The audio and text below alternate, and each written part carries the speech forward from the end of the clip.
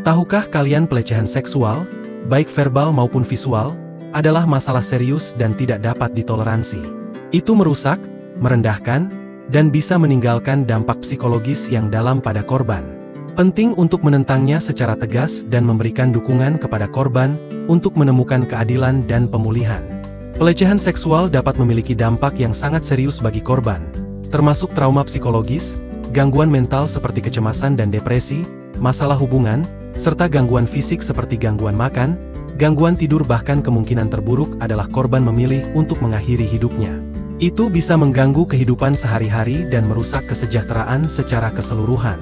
Begitu banyak kasus pelecehan seksual terjadi di negara kita, bahkan terdata dalam tahun ini, dihitung dari 1 Januari 2024 sampai sekarang ada kurang lebih 9.957 kasus. Lingkungan kampus Universitas Islam Kalimantan, Uniska Muhammad Arsyad Al-Banjari dihebohkan dengan kabar dugaan pelecehan seksual secara verbal atau catcalling.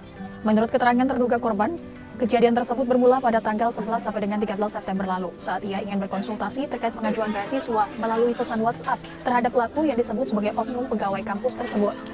Ketua Umum Komisi Nasional Pelindungan Anak Aris Mardika Sirait menegaskan, Komnas Pelindungan Anak secara mandiri telah menerima 2.739 kasus kekerasan seksual terhadap anak yang terjadi di beberapa daerah di Indonesia.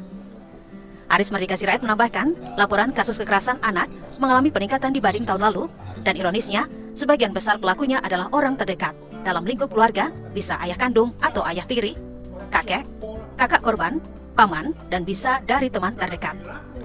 Salah satu kasus kekerasan seksual yang sangat ironis dan baru terjadi yaitu di Kabupaten Semarang, di mana anak usia 10 tahun melakukan kekerasan seksual terhadap anak usia 6 tahun.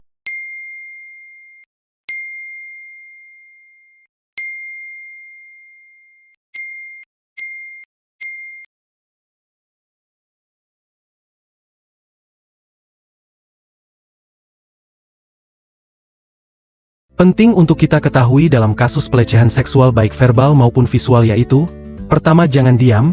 Jika Anda menjadi saksi atau korban pelecehan seksual, jangan diam.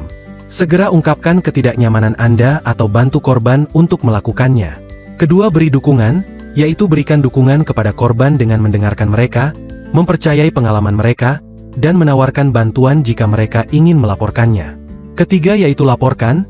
Jika Anda atau seseorang yang Anda kenal menjadi korban pelecehan seksual, laporkan kejadian tersebut kepada pihak yang berwenang, seperti manajemen, kepolisian, atau lembaga yang bertanggung jawab. Keempat, edukasi, yaitu dengan meningkatkan kesadaran tentang pelecehan seksual di tempat kerja, di lingkungan sosial, dan di masyarakat secara umum, dan mengedukasi tentang pentingnya menghormati batas-batas individu dan mengetahui tanda-tanda pelecehan seksual. Terakhir, yaitu dorong perubahan budaya dengan mengajak masyarakat untuk memperjuangkan perubahan budaya yang menghargai semua individu dan menolak segala bentuk pelecehan seksual.